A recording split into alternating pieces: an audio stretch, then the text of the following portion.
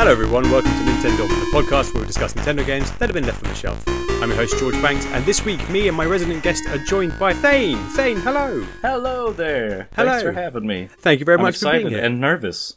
Yes, I'm feeling nervous because you have a massive suit of armor behind you, literally it's wielding for intimidation. a sword. It is for intimidation purposes. Like, we know that John likes to be the angry president. Is this gonna quell the angry president? Do you think? I think so. I'm struck with fear right now, and I feel like we've got an angrier president on the board today. Well, and mission accomplished. I was saying to Thane that, of course, everybody knows that classically the sort of ancient kings of Scotland were known as Thanes. So I think possibly Thane is a descendant of sort of Macbeth. So I think we should be panicked, John. Let's go with that. Yeah. Although I do have, there's a weapon within reach. Okay. Bear with. Please produce a weapon. I mean, I have a weapon within reach. What do I have? Like laser bit. Oh yes. I have a weapon. There we go. We're armed. Wait. Oh no, I have to find. Oh wait, I've got one. Hang on. Go on, he's just gonna get like a kid. I don't have anything better. Yeah. Who's bringing a sword to a gunfight? Boo. I've lost my headphones, so I have no idea what's happening in the show right now. I feel like I've won. I feel like nobody else is going to take this down. This is also an audio podcast. This is probably a very unenjoyable segment. For anybody just listening, I mean, you feel free to send in your guesses about what we were holding. I had a big super scope, which I think, as much as I love the Master Sword and Tingle, I think would win in a fight. And the Super Scope was in the Super Mario Brothers movie. The 1993 one. There we go. True. There we go. It's got that cachet, that quality behind it as well. I was going to try and segue from that. I suppose we could talk about the Super Scope being a weird contraption, and we got treated to a lot of weird contraptions in Nintendo Direct this week, with second Nintendo Direct for Kirby's Air Riders. What did you guys think? Have you had a chance to catch up with the Direct? Yeah. I watched the entirety of the first one. About a quarter of the second one. I really liked it. I'm okay with spoilers. We can totally talk about it. Okay. John, you've sat down and watched the whole thing. What were your thoughts about it? Well, with the first Direct, I was on a plane to Gamescom when it aired, so I never actually watched it. Yes. I played the demo, but never saw the Direct. I just felt like I didn't need to, because playing that demo, it felt more like just more Kirby Air Ride. It was just City Trial again, but a bit flashier. Watching this Direct, though, Sakurai just got it all out. He got it all out. Everything was out there. The sheer volume is... I saw sheer volume. Yeah. Bluesky post you made. I haven't seen it. Should I be worried about it? It's probably better that you don't. Okay. I'm not. Everyone just go check it out. Okay. All right. I'm going to skate past that. I mean, I really like the obviously Top Ride being back is very cool. You've got what was it called? Road Trip, the kind of like melding together all the sort of story mode. Yeah, very cool.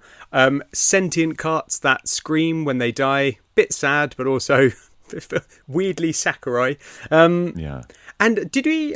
So I haven't actually... I must admit, I haven't caught the last sort of 10 or so minutes of the Direct. I haven't had time quite to watch it. You got shown this character wearing like a black cloak with a little eye. Did we find out more about that character, or is that a mystery still? Bit mysterious, yeah. Okay. Are we getting... I got a sort of day vibe from the scarf. I was going to say, I like that his introduction music sounded exactly like Duel of the Fates from Star Wars. Yes. I reckon this is just an original character. It seems like they're pulling from a lot of Kirby stuff. Like there's some Robobot stuff in there. Yeah. It's all across the entire series. Usually Sakurai, when it comes to Kirby, he tends to stick to his era. Yeah. But they're embracing everything this time. They've put everything they can from Kirby in here, which is super cool. And I like Air Ride on the GameCube. I was never like a super fan of it. And this just seems like he's done everything he can. They've sort of perfected what they had with Air Ride. Yeah. I can't imagine I feel like there's going to be a mode in there for everybody. There's going to be something for everyone in there. And it feels like the sort of Smash Ultimate of Kirby, right? In that it's a sort of spin-off, but taking even all the stages series. Are back. Like everyone is here. Yeah. Lo, la, la, la. Everybody's here. here. Sakurai also said that there's never going to be a sequel. This is it. Which is... I think, like, looking at what's there, I get it. Like, I don't think they can do more with Air Ride than what they're doing here. Does that mean we're never getting another Smash Brothers? No. No, that's just silly. We're going to cover Smash Brothers on the show as well, because just for fun, before they announce it, we've got to get an episode out about Smash Brothers. Do either of you know, is there free mode in there as well with City Trial? As in like a free roaming mode? There must Correct, be. yeah. Yeah. Sweet. Yeah. Because I loved the City Trial mode growing up. My brothers and I would play City Trial mode most of all. And of course, we did the main mode where it's timed and you have to collect all the power-ups and then play a minigame at the end. But we really liked the free play mode. We just make our own fun. I remember distinctly we had our own like zones that we took control of. So I was the forest and I had like my house. You can go down the little river and then ride up that water wheel. Right. And then there's a little like square space. So that was my place. And we just invite each other to hang out in our like homes. My brother was the volcano. That's so It was good So times. sweet, wholesome and lovely. And also, I mean, if we're not going to now be sponsored by Squarespace, I don't think anything's going to do it with that literal mention of the phrase Squarespace in there. I also love that he said, you should play this one. You can do this in 8 players, but just play it in 4 players because it's better. Like, just classic Sakurai, just not caring about the actual thing of the game. Like, you can do this, but don't do that. Do this. Very nice. Yes, Kirby Riders. I mean, we could spend an entire episode talking about it, but we do have a lot to get on with this week. So that is a game we're all very much looking forward to playing. But we're going to play another little game right now.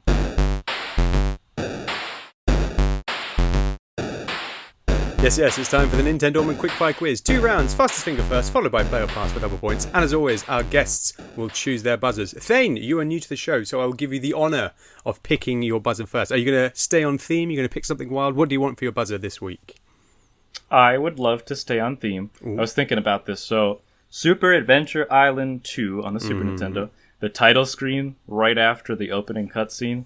There is music. It goes, bow, bow, bop, bop, bop, bop, bop. And then there's a bit crushed voice. It's a female going, "This is Adventure Island 2. Yes. I would love that. Excellent. The whole thing or just the phrase? I can do Probably the whole just thing. the phrase. Okay, I will do just the phrase. If the babars feel right, I'll stick them in there for you as well. Okay. Excellent choice, John. I mean, that is so specific about one entry in the series that I hope you're suitably worried about this quiz. What buzzer are you going to pick? A themed buzzer, or are you going to go for something different? Something different. Okay. In Star Fox Adventures, Ooh. you know General Scales? I do. Right? At one point in the intro, he goes between gibberish and just saying his name in English. He's like, "What's your General Scales?" Can I just have a line like that? Yes, you can. I love it. Oh, General Scales. What's he up to these days? Is he ever coming back?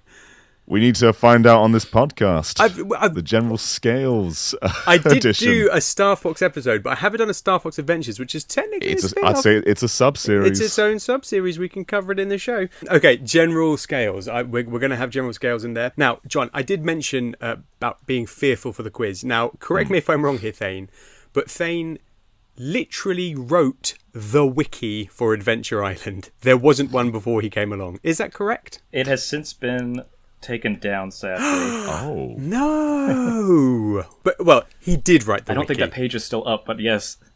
So, Well, yeah. I hope you're suitably fearful. Yeah, I'm someone who I played the WiiWare game back in the day. Right. Otherwise, I have crammed my knowledge of what this franchise is within today. Yeah, it is.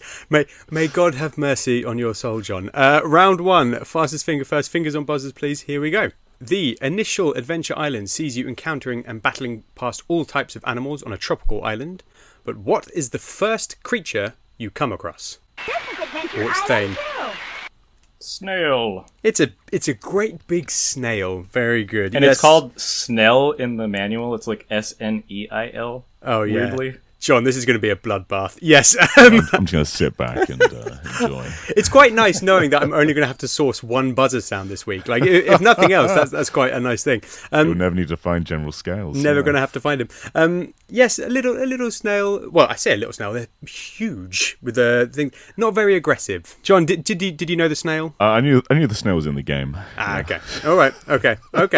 I believe in you, John. You can get 1 point this quiz. We can do this. All right. Question 2. Fingers on buzzers, please. Here we go. Adventure Island 2 introduces rideable mounts for Master Higgins' adventure. but how many mounts are there in total? Oh, no. I buzzed for the wrong reason. John's buzzed. All right. Well, you're going to have to find general scales just to cause you trouble. Damn it. I thought the question was going to be, what species are they? Because there's some dinos. They are dinosaurs. How many dinosaurs are there, John? Take a punt. We're talking NES era, limitations in place. What do we think? There's 4. He's nailed it. There's 4 rideable mounts. Very course. nice. Do you? Okay, I'm gonna. John gets the point then, but I'm gonna let you show off a bit of your knowledge. What decides what mount you get? What comes out of the egg? Playing cards. Yes. So you have except one of them. In Adventure Island 3, there is a 5th Dino buddy. He's like a Sonic the Hedgehog type. It's a green dinosaur, and it has a star.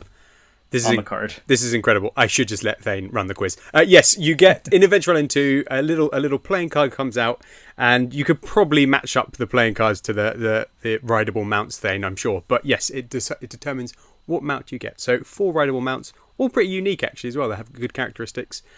Yes, but John, you're on the board. You have 1 point. 1-1. 1-1. Nice. I feel like it's anyone's game. It's almost definitely not, but you hang in there. You believe in yourself. Here we go. Question 3, fingers and buzzers, here we go. Adventure Island has a curious mix of themes from mystical to alien, but what vehicle does the final boss of Adventure Island 3 travel in? This is Adventure Island. It's Thane. UFO. Yeah, it's a little flying saucer. John had no idea. I could just see. I was going to say scooter. A weirdly nondescript final boss in 3, right, Thane? Yeah. It comes out of nowhere. Just I don't know what his intentions are. It's a big in abducting Tina. Yeah, a big gangly purple alien with a weird head that travels. Yeah, just in a pretty generic looking alien. It's weird. It's weird, and it travels in a UFO on a tropical island. No, nobody knows why. Question 4, 2 points to 1. Here we go. Fingers on buzzers, please. Though predominantly on Nintendo home consoles, there was a NES era title, New Adventure Island, released for which console? Ooh, John snatched it there. Go on, John.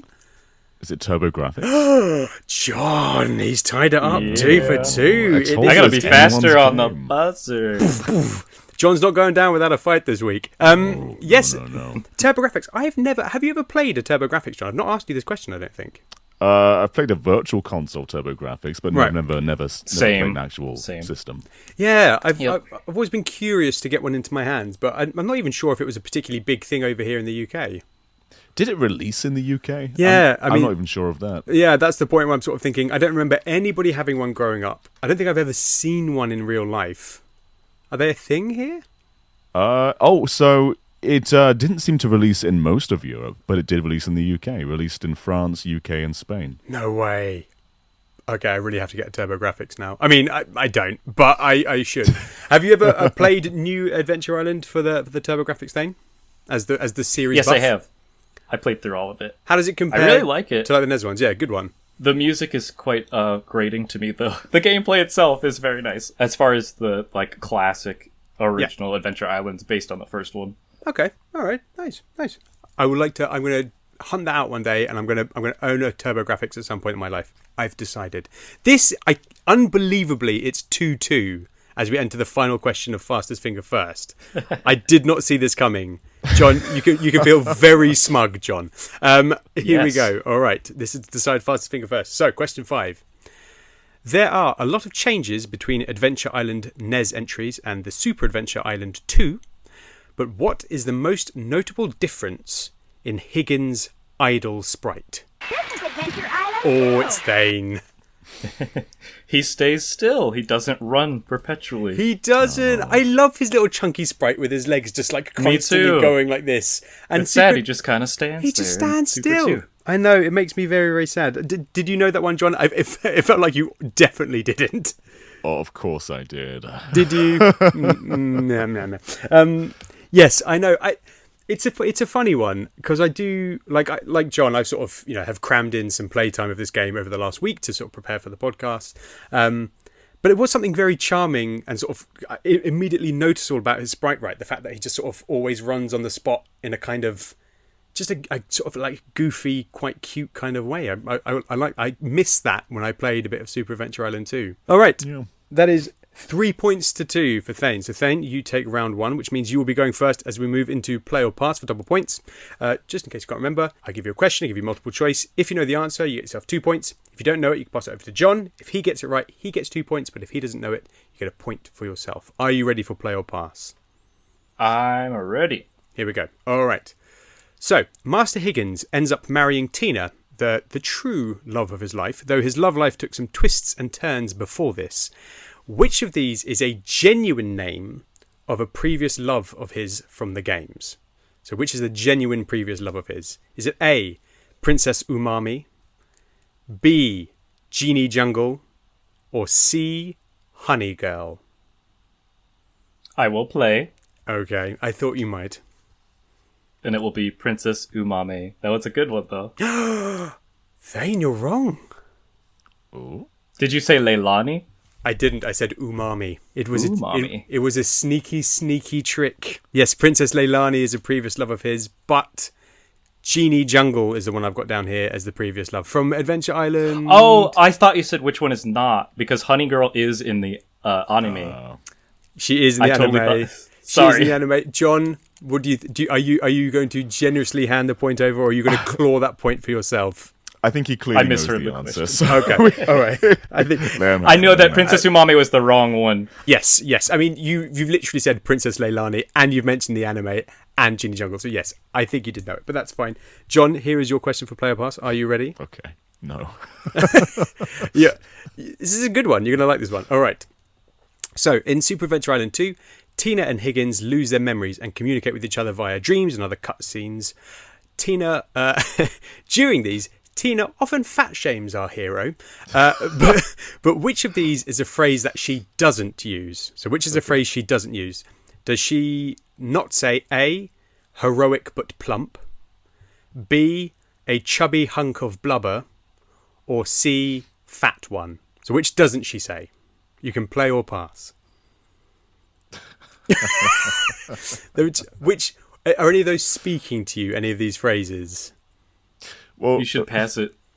Oh, he definitely knows. that one doesn't sound like it's the same context as the others. Okay, are we going with fat one?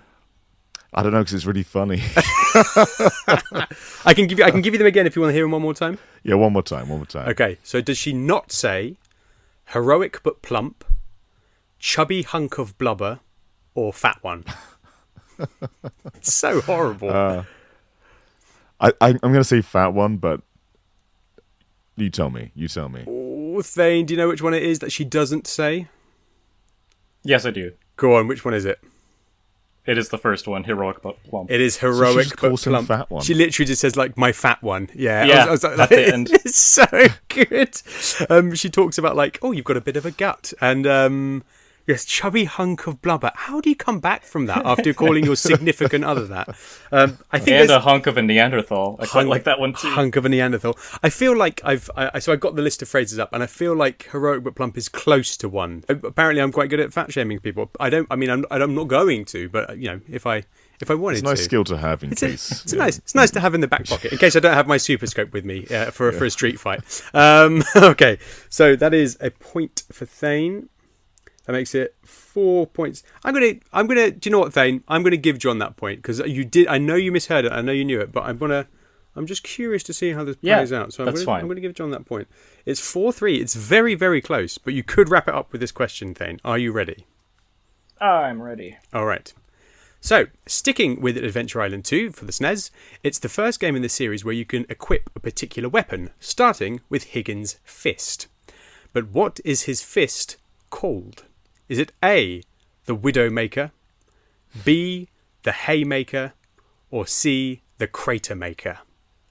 It's the Widowmaker. It's the amazing. Widowmaker. It's incredible. You just know everything about this game. Yes, I love it. Naming dearly. our fists, like that's quite a cool thing to do. Mwah, Let me show you a piece of the Widowmaker and the Cratermaker. the Flaily McGaily. The flame. Also, there's like sprites of his armor, and then one of them is just his gut hanging out because it's nothing. That's so good. I am going to just go back though to John calling his fist Flaily McGaily. I don't think Flaily McGaily. I don't think anybody's going to be fearful of this fist, John. I don't know. A flail is something that is quite underrated, chaotic. That's true. It's true. Hard to dodge. What would you name your fists, Thane, if you were in a fight? Ooh. I'll have to think on that one. surely just Master and Higgins, just bang bang. Yeah, love it. Yeah, and I'll call mine Tina and Jungle Genie.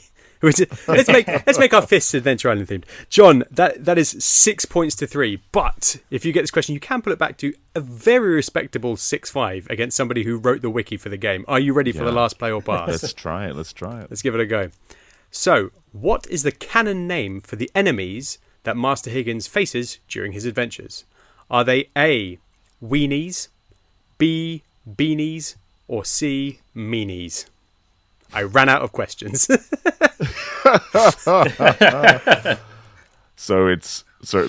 they're weenies, beanies, or meanies. Are they beanies? They're not. They're not beanies. Do you know what they are, Thane? They're meanies. Meanies. That was a good one because weenies. There is a line that's, I whipped all those weenies to smithereenies. There you go.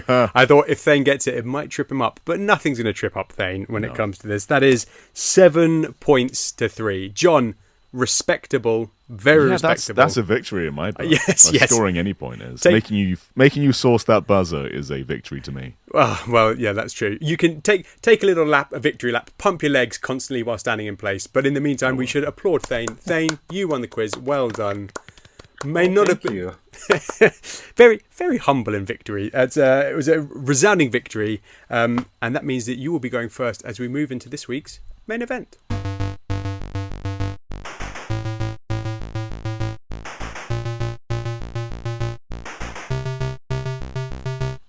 So yes, as Halloween approaches, the spooky game that we are talking about this week is the Super Adventure Island series. A quick history lesson for those who don't know. Adventure Island began life as a reskin of 1986's Wonder Boy when Hudson Soft acquired the right to port it to the NES. Beginning life as a typical platformer that sees you traverse levels left to right while acquiring power-ups along the way, a feature that set Adventure Island apart was its vitality meter, seeing your health deplete as time moves on, requiring the player to pick up fruit and move fast to clear levels before it empties. 2 entries were released on the NES before a super entry followed on the SNES in 1992 with very similar gameplay, after which a further 2 entries released on the NES, with the 4th radically departing in terms of style, being a more open exploration platformer with puzzle and RPG elements. This was sadly Japan exclusive, but Super Adventure Island 2, the SNES follow-up in 1994, doubled down on this change, with a game similar in style to The Adventure of Link or Kid Icarus of Myths and Monsters. The game is not exclusive to Nintendo systems, with a unique TurboGrafx entry bang in the middle of the NES/SNES era, plus a GameCube and PS2 remake of the original game in 2003, and finally a WiiWare title that retells the game in 2009. A cult classic known for its difficulty, Adventure Island is a game to be played, but sadly largely inaccessible to modern audiences. So yes, I said a brief history. It's quite a long history in terms of this podcast because there's quite a lot to say about this. It's had a bit of a twisty, turny adventure. So a quick recap. 2 games on the NES, followed by a SNES game, then 2 more games on the NES, followed by another SNES game. The last entries for both those were both very different. And then, yes, sort of later iterations down the line. So we'll start pretty with short window of time, too.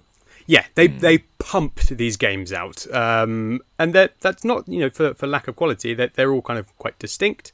Thane, I know that this is a childhood game of yours, and we'll get into that. So before we do that, let's just let's open with John. So John, was your first experience of Adventure Island this week? No. Let me tell you the long tale. Oh, strap in. It's quite a short tale. Okay. I played the WiiWare game. Oh, you said yes. Yeah.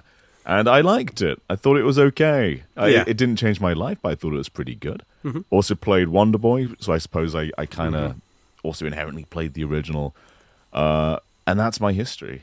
Right. And then I played a bunch of them today too. Nice. Okay. So yes, and when you played the WiiWare one, you sort of, it sounds like you sort of thought, yeah, okay, but didn't make you want to sort of seek out the series or anything like that. Yeah, and I think it was mostly the aesthetic. The WiiWare game had quite a generic, just sort of normal 3D style. Whereas you go back to the originals and they're quite striking, especially the Super Nintendo ones. Yeah. Yeah, whereas I think this one just felt like just a regular run-of-the-mill platformer. But you go back to the original ones, and I think they do way more exciting things. They have way more of a vibe to them. Yes. So, yeah, not the best first impression, but not a bad game either. All right, okay, fair. So, I mean, my basic, I came across Adventure Island hilariously years ago through Thane Gaming on YouTube. I just got Adventure Island thrown in my face and went, what is this game? And sort of dipped into it many, many years ago. And then Thane, is a listener of the show, so got in touch and said, hey, are you going to cover the Adventure Island series? It's one of my favourites. And I said, yes, absolutely, let's do that. So I've been diving into it a little bit more. A lot to say about number 2 on both the SNES and NES. They're my favourites. But Thane, tell us about your kind of history with the series, because it's, like I said, it's something you got picked up as a kid, right? Yes, it is. So I have not played Wonder Boy. I've been meaning to. I do have the collection now. I own it, so I'm going to play that. I plan to. I just love Master Higgins as a protagonist. When I first saw the box art, he's the creator of Neki the Fox, Right. Famitsu magazine, and I just loved the cover art of Super Adventure Island 2, and it looked like, you had Higgins, and he seemed to be a cross between Link and Mario. Yeah. He looked like Mario, but he was wielding a sword. Like, this is the best thing ever. So my mom just picked up this game because she thought it looked cool, and this is pretty late. I did grow up on Super Nintendo and N64, but we kept those consoles, and we got games on clearance later, so I was playing a lot of these older games, and I just fell in love with it. We really bonded over that, my mother and I, and nice. I remember that was the first game, or one of the first games. I think it was the very first one that I completed the final boss by myself. Oh, that's awesome. Yeah, so hang on. It's quite a difficult game to beat as a young kid too. Yeah. So is this Adventure Island 2 you're talking about, the SNES iteration, right? Yes, the Super Nintendo one. Oh. So I remember being sick that day. I had stayed home from school. I had a headache. I would get migraines frequently as a kid, but I had recovered somewhat. I was still a little lethargic. Like, let me try to play this game. And I did wind up clearing it. My mom, she wasn't exactly thrilled because she wanted to see the ending. How's that? No, I gotta beat it myself. How's that migraine doing, Thane? Oh yeah, Mum. I've really got to be home, but I'm just gonna kill this guy. Exactly. So it's interesting. So you started with what I would say is like the most radically different Super Adventure Island game, right? So how did you find your way back to the start of the series? Original one. Yes, yeah. Everything beyond that is a remake, right? Or kind of like essentially reboot or reimagining. Yeah. So how did you of the first game? Right, so what was your path back like, when you went back to the original titles? Were you disappointed, or were you sort of just keen to experience something different? Do you remember kind of engaging with those for the first time, and what your feelings were comparing it to this game that you loved so much from childhood? Yeah, I think keen to experience something different is most apt. I actually experienced them on a virtual console. I didn't emulate the older games, except officially through virtual console. But I got it on Wii U. This was around the time that the regular Wii eShop was closing down with the Wii Shop channel. And so I wanted to pick up as many games as I could. And I'm like, why don't I just try getting into Adventure Island more broadly? Because I only know this one game. Yeah. Like, what else is there to this series? So I picked up New Adventure Island, the TurboGrafx 16. I'm like, this is unique. I've never played a TurboGrafx 16 game before. God. And then I picked up the WiiWare title that John was talking about, Adventure Island: The Beginning. Played through both of those, really enjoyed them, especially New Adventure Island. I thought the WiiWare title was lacking. I do like some of the mechanics that they introduced, but it wasn't anything special. I agree with you. I think they sort of like reduced the difficulty quite a lot, right? Because they're sort of quite infamous for being very hard games. Sometimes a bit trolly here and there as well, but they're very hard games. And yes, I think sort of everything about the WiiWare title. I didn't own it, but I played it back in the day. Was sort of quite generic, right? In terms of like the difficulty is kind of a bit middle of the road. Visuals, lacked a kind of strong identity. It's certainly, I mean, you can't really access it anymore, but I'd say they're certainly not the ones to pick up, right? It's the NES and SNES titles are the ones that you want to get. I mean, right off the bat, we've mentioned visual style a little bit. The games are confusing. They're set on a tropical island. It feels like they're cavemen, but then the first power-up you get is a skateboard and Higgins is wearing a cap. So yeah, he's wearing a ball cap. He's literally wearing a baseball cap. So do we have, John, what's your theory about the kind of the timeline placement of the adventure from your small interactions with the series? When do you think this takes place? I think Higgins comes from the future. Right, and he's been sent to the past. So he has knowledge of all points of time. This makes sense. That's what I think has happened. Yeah. That makes Tina, too, traveled with him. Because she mentions soap operas.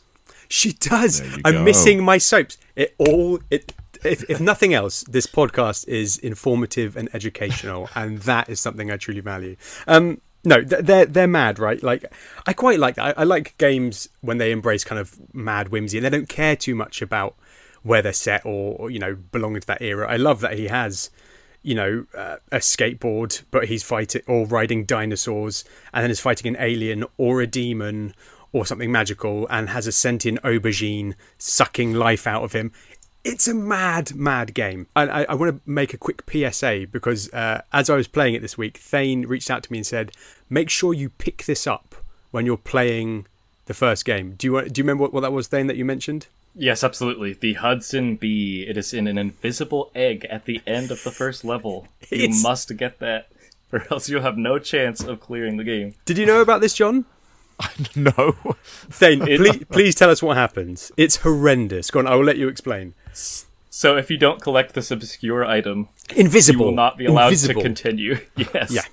You have to go back to the start of the game if you die. And it's very easy to die in this game. But if you collect this invisible egg, then you can go back to your checkpoint. Okay. Why? Who? And that's the only reason I could beat the game, and it took me years. Who at Hudson Soft went, yeah, that's a really good mechanic that I'm going to put in here. You need like a wiki to get through that game, but it's been taken down. It's been taken down. We had. It feels like maybe they were trying to like create playground rumors that you had back in the like pre-internet. Yeah, probably. I found this invisible egg, and now I can start from wherever. Like, no, you didn't. No, you didn't.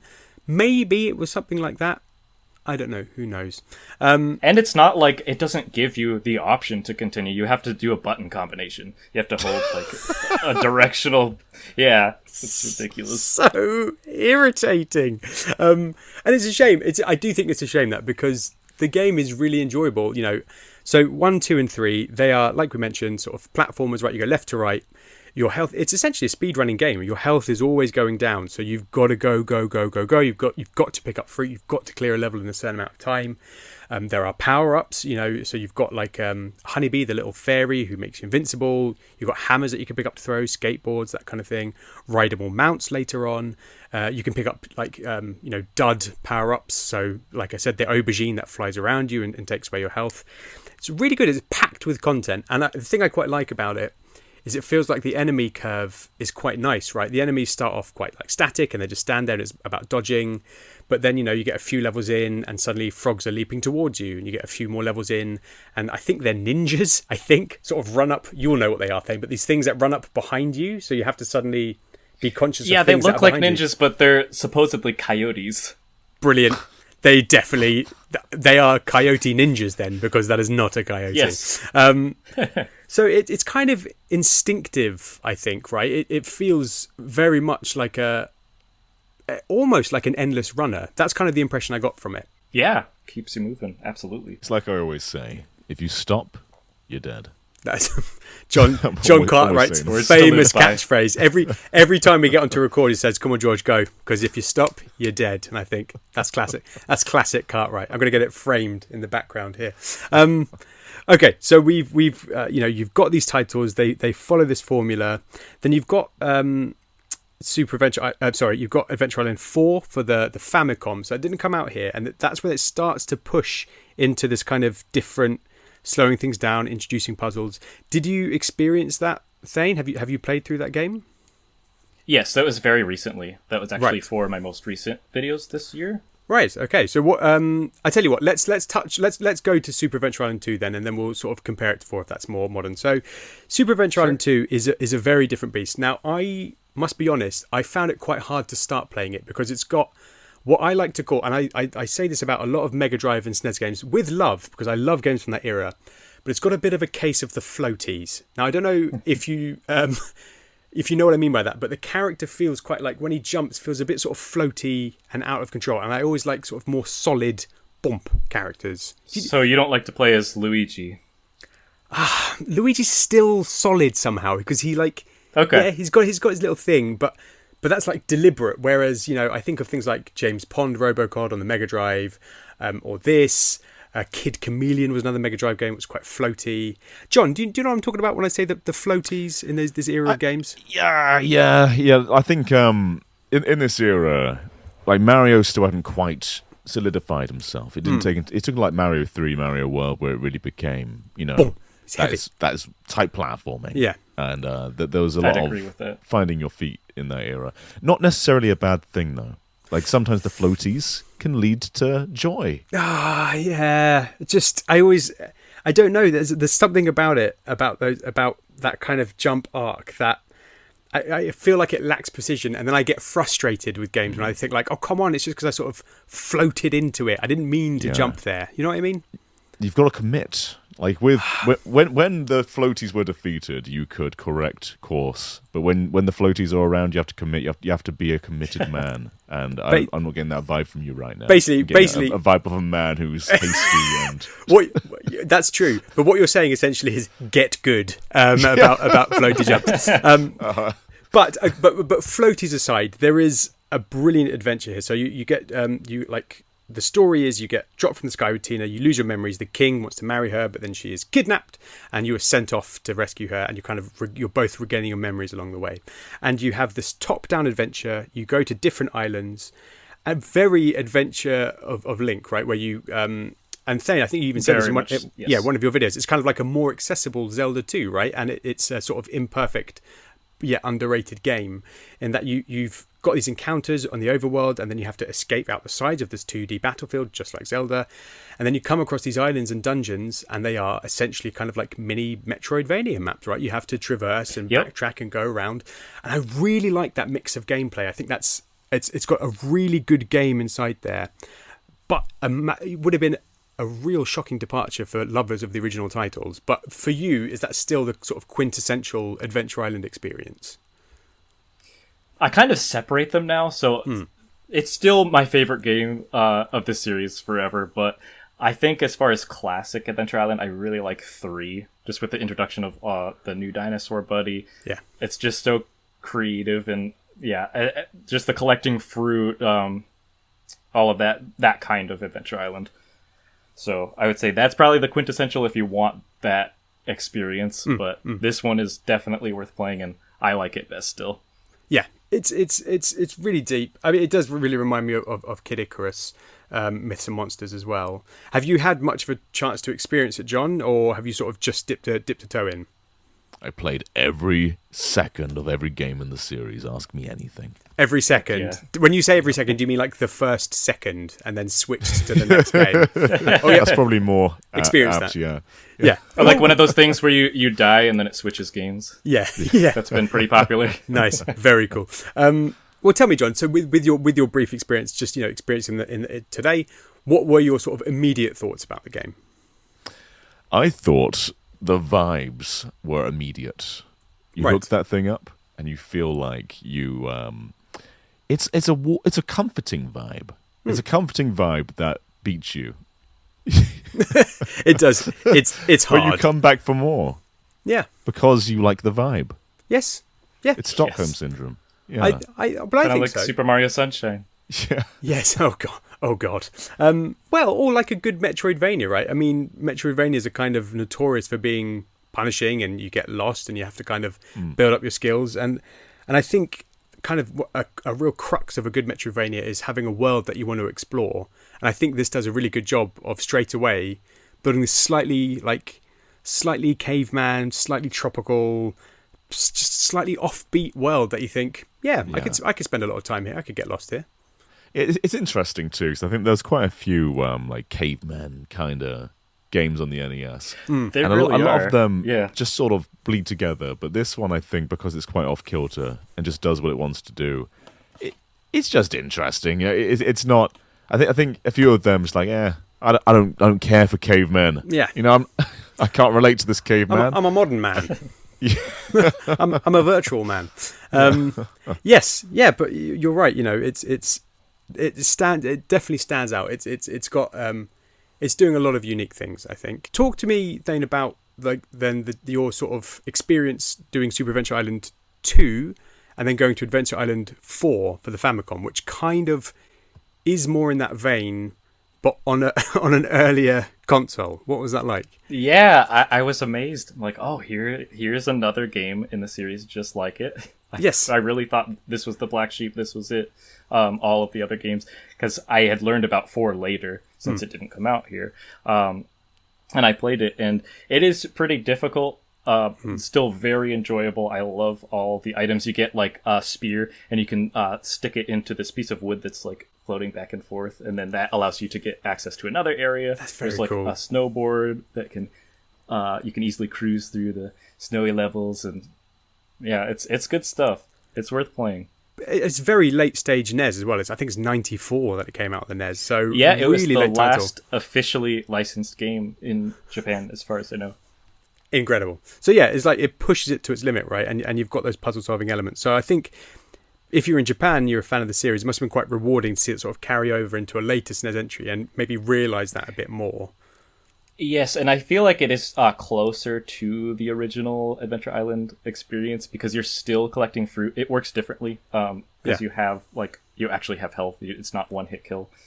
Oh my god, yes, the one hit kill nature of the first games. And I think we've talked about in this podcast before the kind of nature of early NES games that we all played when we were younger, or SNES games, where they were quite brutal. Actually, it's you have to master this because otherwise you're not going to do it. Basically, there's no easy option. It's learn it, get good at it, do it, and it's encapsulated pretty heavily in the Adventure Island series. There's gambling mini games which are hilarious, which seem to be in every NES title. You gamble for armor and stuff like that. But the last thing I want to talk about before we get into the pitches, we've touched on it, is Higgins's love life, because that man is a mess, right? Jon, Thane, could you take Jon on a brief journey through Higgins' love life in the series, please? Yes, absolutely. So you have the games themselves. Let's start with Adventure Island 1, of course. You have Tina is the girl that you rescue according to the game text. So if you get to the end of the game, it says, "Congratulations, you've rescued your lovely Tina." In the manual, however, her name is Princess Leilani. There's no mention of Tina in the manual itself. Good job, guys. And then in the second game, they reveal that Tina is Princess Leilani's sister. Okay. So they kind of rewrite that. Like, not even a good solution. Still problematic if you're like, Yes. oh, they're sisters. It's like, I'm going to hook up with her sister. Yeah, cool. Don't worry about it. That's Higgins. And then 3. Then it carries on in 3. Then it's Genie Jungle, and it's Genie spelled with one N. So that's important. You got to remember that, because there's also a Genie spelled with 2 N's. Of course, Genie Jungle, not to be confused dog. with Jungle Jane, who comes up later in text only. Apparently, he had a disastrous relationship with her. Oh, God. Yep. And then, there's a whole, he marries Tina in New Adventure Island. in the TurboGrafx game. So we don't even, you don't even get to correct. see the wedding, but you see the wedding on the TurboGrafx. Yep. And then the next game to chronologically release, it's Genie Jungle. So it's like, did he divorce her? And he met this new girl. What's going on here? And then he marries Tina again. So what we're It's saying all over the place. is he's an absolute dog, Master Higgins.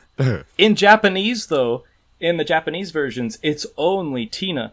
The single exception is there is in Super Adventure Island, the first one on SNES, there is a character. Her name is Gina, and it's Gina, and every officially published material refers to this character as Gina.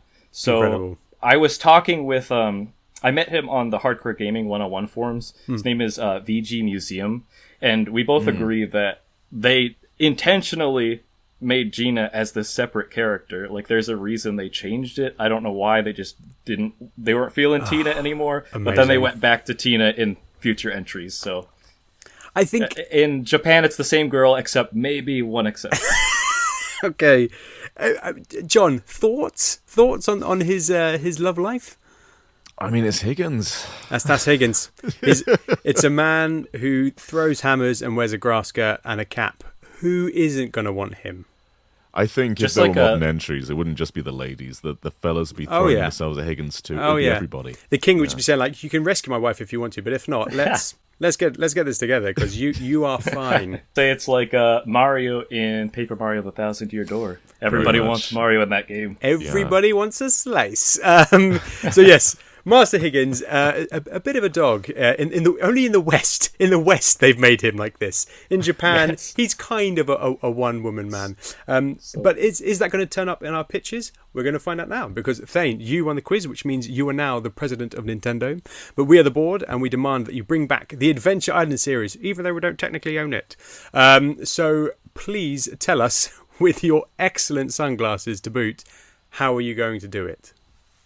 All right. So, I sheepishly walk onto the stage.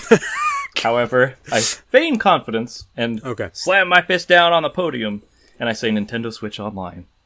People are sick and tired of being drip-fed Jelly Boy on the Super Nintendo app and NES Pinball on Nintendo Music. We need another hit to get people talking about this service again, and what better way to do that than revive an obscure series from the late 80s to early 90s. You've played F-Zero 99, Tetris 99, and remember fondly your memories of the defunct Pac-Man 99 and Super Mario Bros. 35. Well, Neanderthals and cave women, my prehistoric primitive peoples, prepare yourselves for Adventure Island 99, a joint venture between Konami and Nintendo Software Technology. The multiplayer battle royale you never knew you wanted.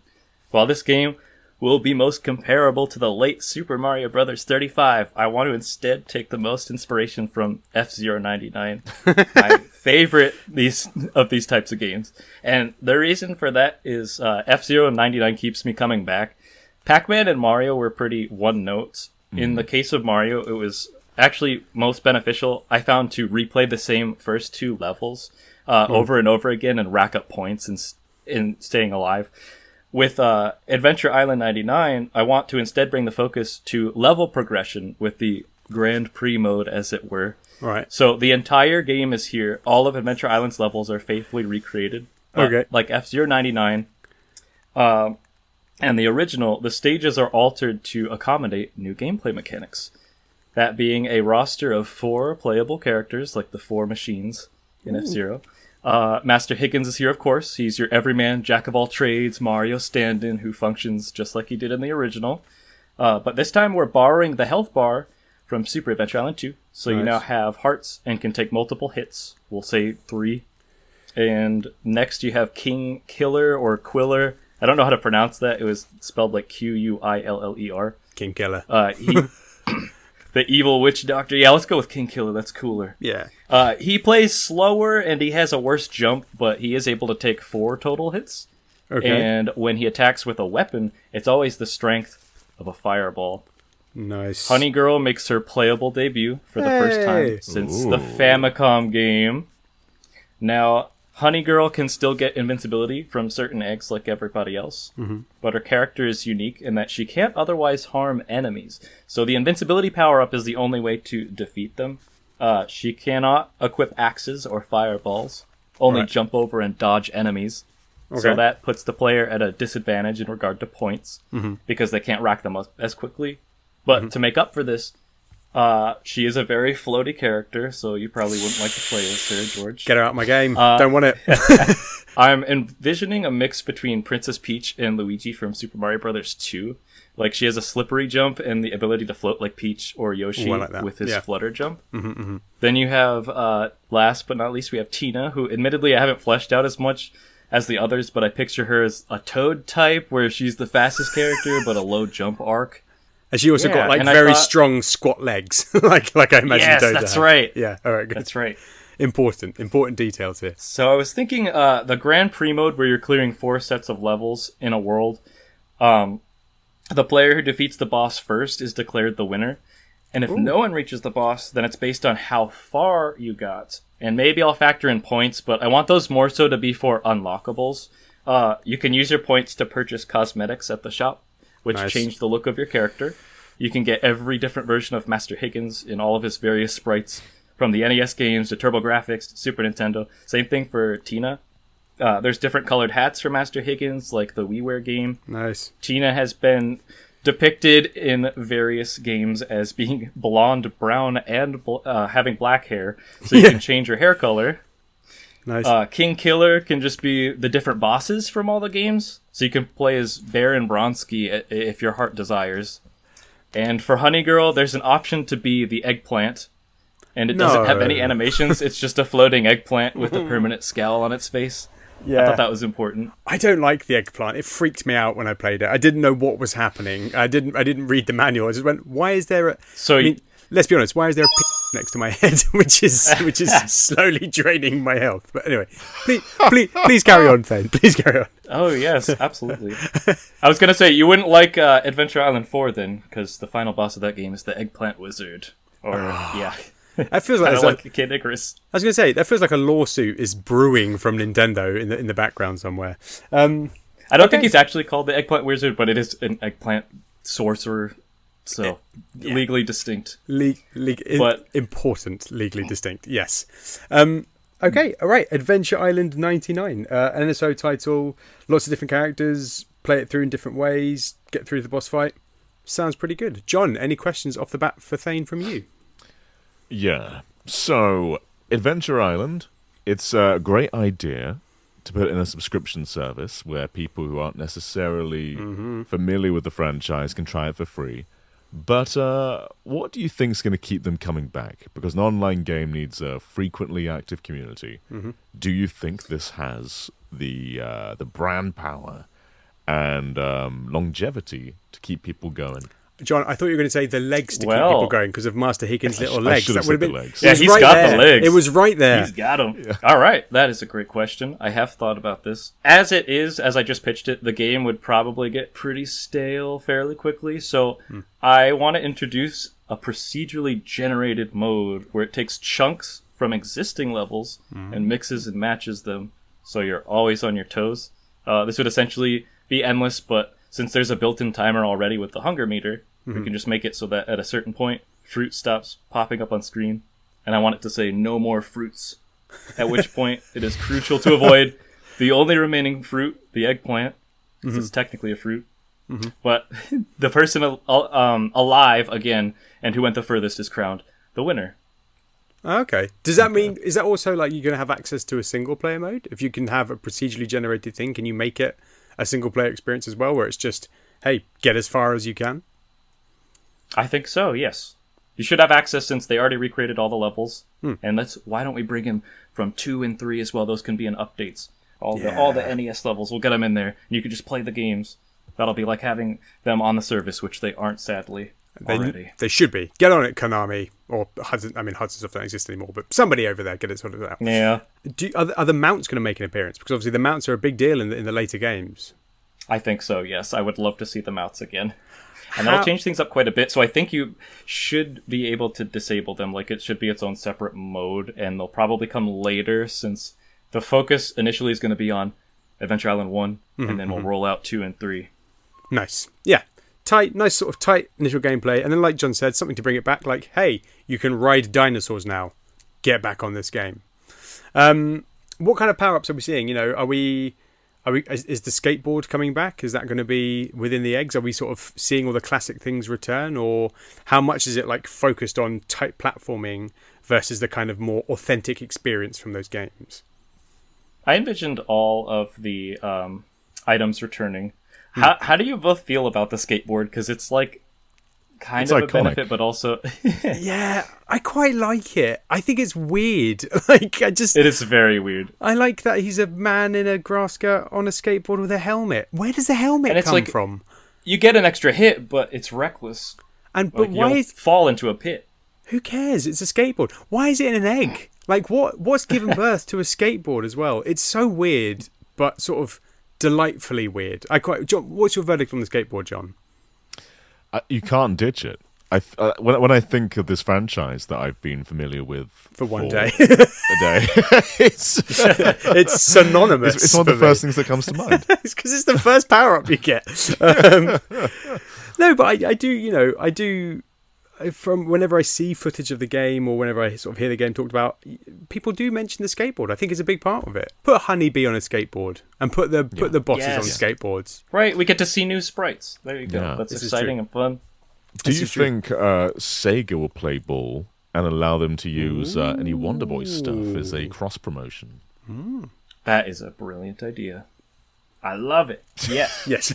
Yes. Yes. Let's pay Sega. And also, I think to help promote the Donkey Kong expansion at Universal Parks, Tiki Tong from the critically acclaimed Donkey Kong Country Returns will be featured as an unlockable skin. Everybody's favorite. Thane, I thought you were going to be a nice guest, and you've busted out Tiki Tong, my least favourite Nintendo creation. Although, do you know what? I gotta keep him in the public conscience. He would fit. Tiki Tong, I hate to admit it, he would fit in very nicely here. I can't really think of sort of much else to pick holes in. Like, it feels like it's a really good fit for a 99 game, right? Because unlike Mario, I don't get me wrong, I love Mario 35 and I really enjoy Pac-Man 99, but this is like perpetual motion, right? That's what we're talking about with this sort of little pumping legs and you just all sort of pushing to move forward. It feels like a really solid fit. In terms of the boss battles, so are we talking about... Because the boss battles from 1 are quite... I mean, they're all basically the same fight, right? It's like a big kind of hulking thing with an animal head, which you just stay quite far back from and chuck axes at, and you've basically done it. So are you going to like vary that a bit more? I know you're saying about introducing elements from the other series. Is it going to start with that and then develop into something? Or is it going to be like that's the boss fight? So it's... it's not too daunting when people come across it if it's like you're on the cusp of winning, so you know what you're going to get. That was where my mind went. I think I want to stick to that for now. We'll have just that basic boss fight. That's the boss fight. But when we roll out 2 and 3, I would like to see the more interesting ones. Because they're not... I mean, you still use all the same mechanics, so it's not wildly different or anything. It doesn't suddenly become a shooter. Like Pac-Man World, the Galaxy level. Yeah. Have either of you played Pac-Man World? You know what I'm talking about? Yeah. So weird. You're still chucking an axe. You're still throwing fireballs. I think it could work. Yeah. All right. Any more questions from you, John? I don't think so. It's quite a clear pitch, isn't it? It is. I mean, it's very well thought out. It feels like it would like actually exist and be a reasonable thing.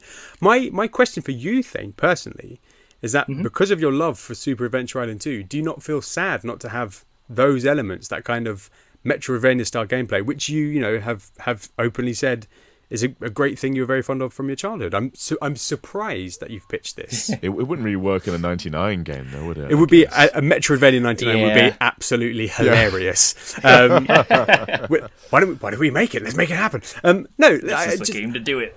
I just from a personal point of view, like I'm surprised. Is there a part of you that thinks like, well, I'm pitching this because it's a good idea, but do you feel a bit of sadness that you're not including that from the game that you enjoyed so much? No, that's a great thought. I would feel sadness. Luckily, we'd have unlockables from that game, so you could be reminiscent of it in that way. And hopefully, the popularity of Adventure Island 99, like the resurgence of F-Zero, we could have another Super Adventure Island released on NSO, since we're so buddy-buddy with Konami. So basically what you're saying is this is all a ruse to get the game that you actually want, which is Super Adventure Island 3. You got the idea, yes. He's playing the long game, which we appreciate. It's a solid pitch. It's a great idea for a 99 game. Would love to play it. But John, you are now the president of Nintendo, and we're still the board, and we still demand that you bring back the Adventure Island series. So please tell us, how would you plan to do it? Okay. So the president of Nintendo is in his office. Mm-hmm. He's got his hands on his face, and his assistant comes in and says, "What's wrong, sir?" He says, "I don't have any girlfriends, but this guy, he has so many. How do I be like him?" And the assistant said, "Don't worry, sir. We're going to make a board meeting right now." And so they get around, everyone's there. What's happening at this board meeting? I'm worried. I'm very worried. I just want a girlfriend. Mm-hmm. And then the people in the board meeting say, "What if we made you one? What if we just made you a girlfriend. Like, you could choose any parts of this game that you want, customize her. And I said, yes, this is a good idea. Ooh. And so they get this character creation screen, which is basically like it's like one of those you know in Mario 3 you go to those toad rooms where you have to stop the sliders and make an image. It's gonna be like that. That's how you make your girlfriend. And this is how you start the game. Okay, this is how you start the game. A Frankenstein's monster girlfriend. Oh my god! An infinite number of girls. Everyone's gonna have their own little girlfriend. Hang on. But, wait. So, a question right off the bat: is it though that the girlfriends are like the slidey game, and it's just whatever you get, or do you get to choose? Like, do you get to actually put together what you want? So there's like 500 options, right? Right, that's a lot. And you can time it. Okay. But you'll have to wait a while for it to come back around. So it is luck. It is stopping it on the one that you want. Persistence as well. Persistence and luck. Fine. Yep. Yeah. Cool. Yep. Anyway, so everyone's going to have their own individualized girlfriend to save, which is also going to just add to the premise of this guy having so many different girlfriends. Because there's infinite amounts. Okay. And then the game begins. And we have reimagined Adventure Island as a Crash Bandicoot-like. It is now 3D. It is now behind the shoulder. And you're going to be running. We basically flip the level on its side. All right? Mm-hmm. We've Super Paper Mario'd it, rather than Crash Bandicooted it, okay? Nice. Because we own that franchise. So you're running towards the camera. We're going through the same Adventure Island gameplay, only now you're in full 3D. You've got lanes now, so you're still going to be throwing, weapons. You're still going to be jumping on stuff. You're still gonna be all the usual things. Only now you're going to be doing it in a different perspective. We are going to be weird. We're going to start from the sandy beaches, and then we're going to go to a toxic wasteland, and then we're going to go to the cyber dimension, and then we're weirdly fitting, probably quite fitting, more fitting than you think for Adventure Island. They have a fight on the moon, I think, in Adventure Island 3. Yes. So cyber dimension, not that weird, John. You've got to get more weird. I mean, please don't get more weird, because I know how weird you can get. You've got to get the more realm weird. where time doesn't move. Everything's static apart from the enemies. But isn't that how life works, John? Is it? Would you say so? Do houses move? Like, if I'm dodging past people in the street, I'm not also going like, oh, a tree and oh, the houses. But like the trees aren't moving. Isn't that a bit weird? Isn't that mildly odd? There's no wind. No, this is all normal. Okay, fine. I get what you're saying. Everything's frozen. Okay, eerie in the frozen. dimension where time has stopped. You've got to then flip around and go backwards where time is moving. So the first run through the level, time stopped. Then the camera flips around. Things are moving again. The trees now sway. And waterfalls that are holding platforms are now moving. There's different routes you can take. What a cool level that's going to be. And we're going to... Oh, God. Yep, go on, yep. Yeah, but do you know Super Magnetic Neo for the Dreamcast? No, that feels like a deep cut. It's Crash Bandicoot-like, apart from you play as a baby robot with a magnet on its head. Incredible, yep. Yeah, so we are going to take that mechanic from them, because I'm pretty sure that they're a defunct studio.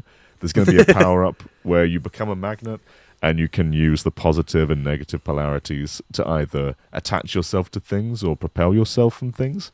So there's going to be a magnet on the floor that's red. That sounds pretty good. If you want to be attached to it, you go blue. If you want to go swing off it, you go red. It's the same thing. Yeah, love it. Off you go. We've got so many ideas, but for the most part, we are doing a rather traditional Adventure Island, much like the original entries. Apart from we've Crash Bandicooted how you play it. Yeah. All right. Two questions and off you the make bat. your own girlfriend. And super weird. What's it called, and who's it developed by? It's called Adventure Island: The Quest for Freedom.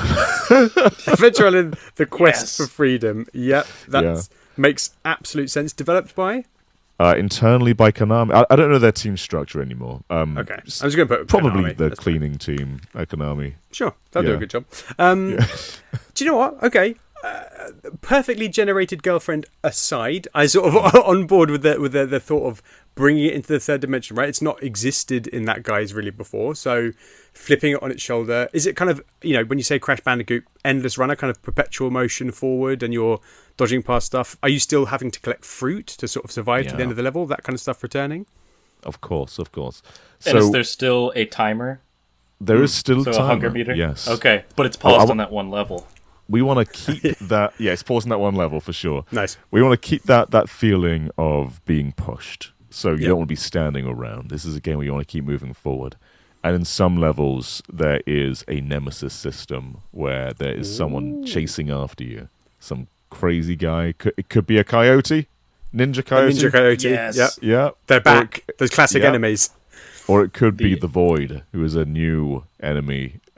He's just a big old black hole. Just a void. He's really mad. Yeah. Sure. What's he mad about, John? Oh, he's furious.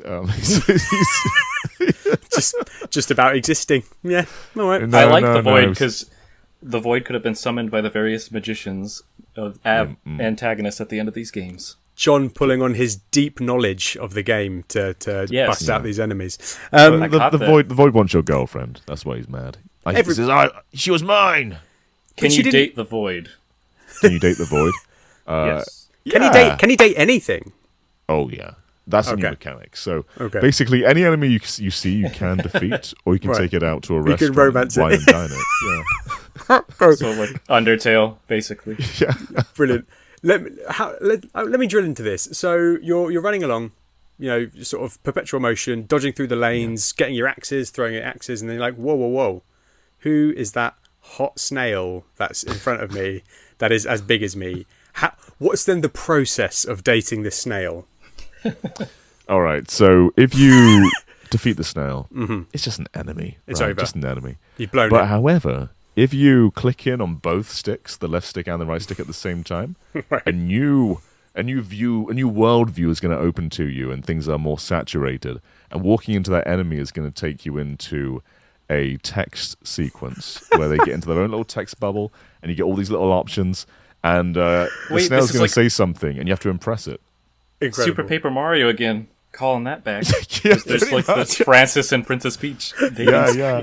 So, for instance, the snail's gonna say, "Dude, personal space," and you get three options saying, "Oh, I'm sorry," or it could say, "Personal space, not a thing with me, baby," or it could be something like,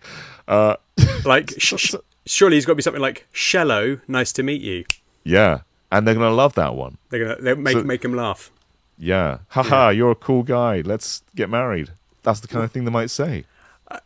Why do I like this mechanic? I love the idea. I like it too. It's like perpetual motion, but then it's like boom, love of your life. Everything stops. Time stands still as you're like, oh my god, come to me. And he's no longer hungry. The meter stops as well.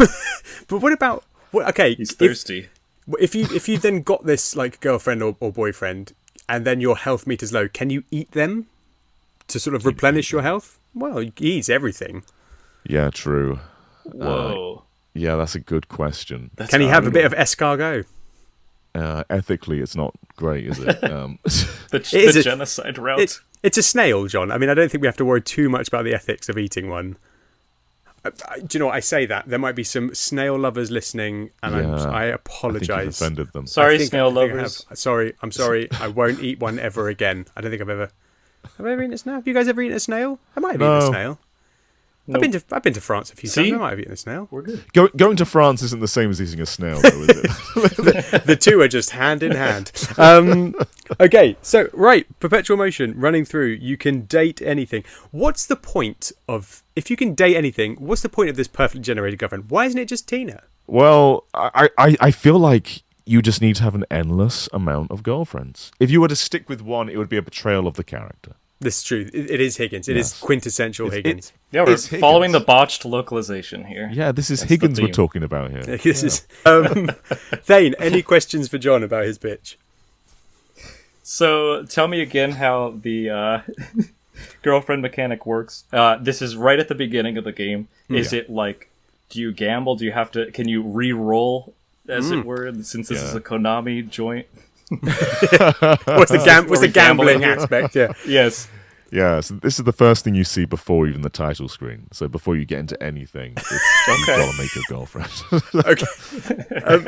How many layers are there? Because so obviously in the Mario 3 card game, you've got like the head, the middle, and the bottom. So is it like head, torso, legs, or is it like, without getting too graphic, how many subsections is this girlfriend split into?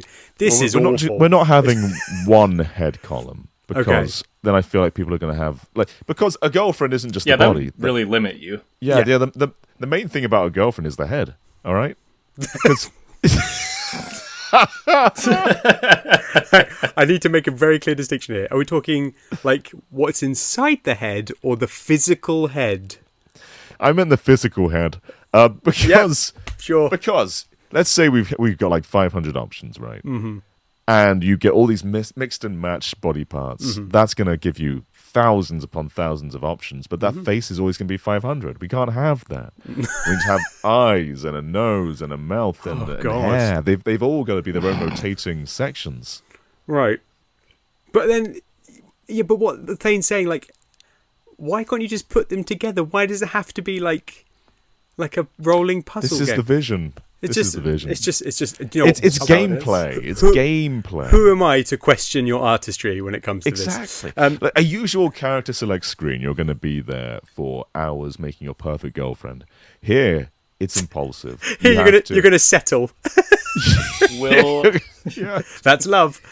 Will there be an online feature to show off your girlfriends? Oh yeah, others. Yeah. All right. If you pause the game, you can see all your other friends, what their girlfriends look like. We are going to get in so much trouble for this episode. Are we naming them? Do they come with their own names? God. The names also roulette. There's a roulette too. Okay. So all the rest of the alphabet just going. Brilliant. So you could end up with somebody called Flibler, basically. Absolutely incredible. We talked about like perfect. If it was a modern game, Higgins, would be attracting all sorts of. Can you have a boyfriend? Can you have a sort of a beast? What's the limit here, John?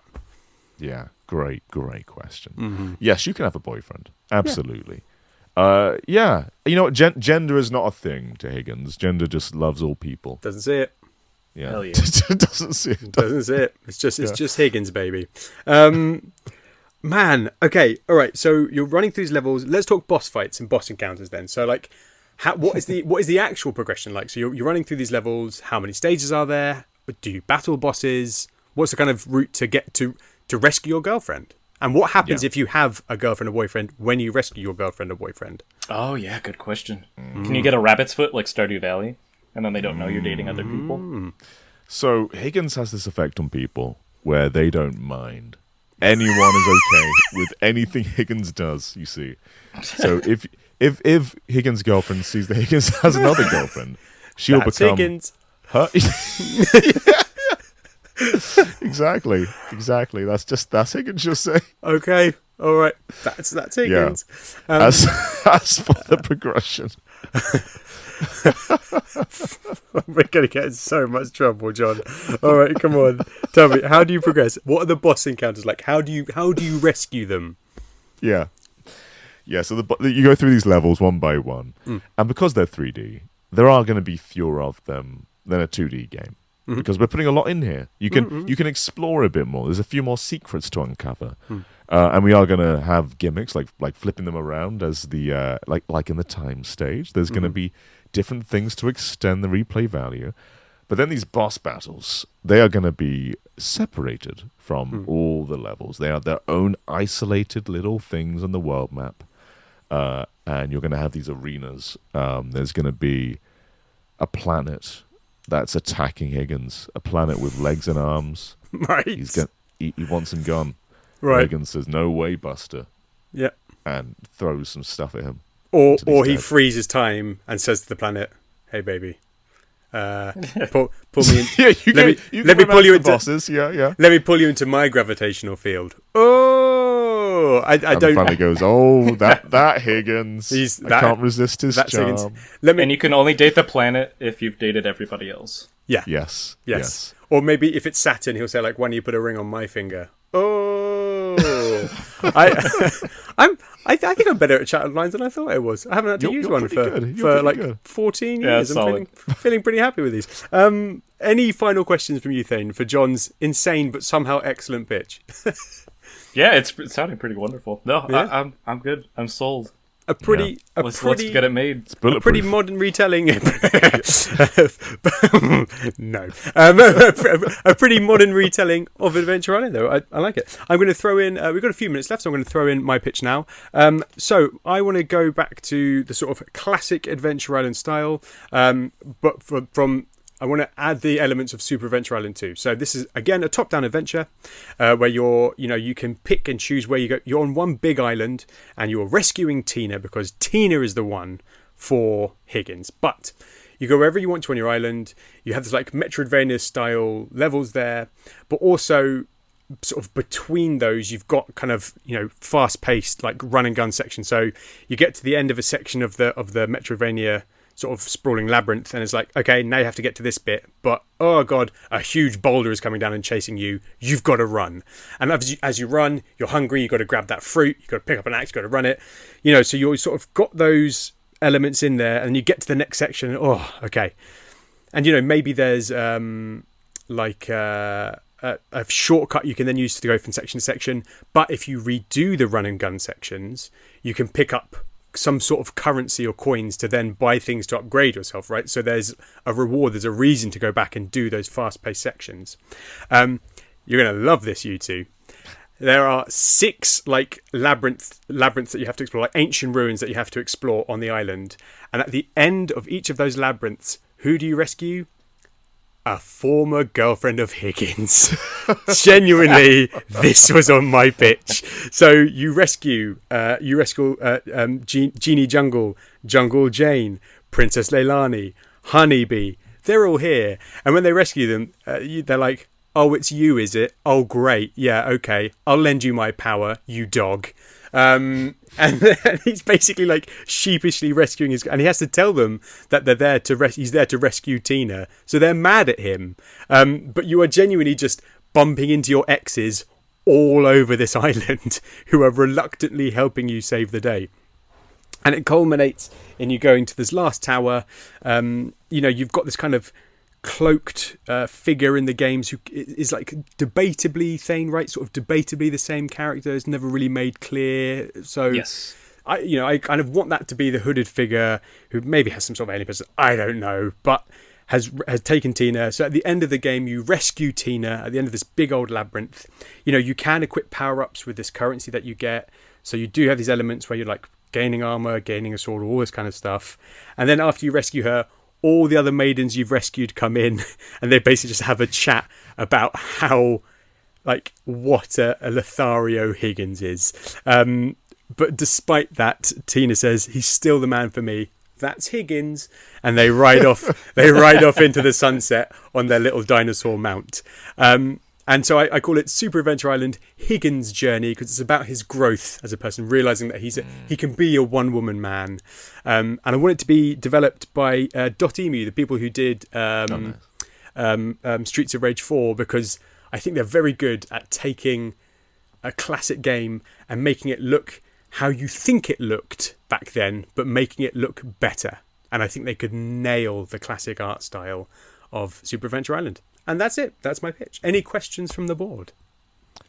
Tell me about the dinosaurs. Oh, yes. So there's going to be a rideable mount that is exclusive to each each labyrinth, basically. But in those labyrinths, you can also uncover power-ups which let you then go further in a different labyrinth if you want to.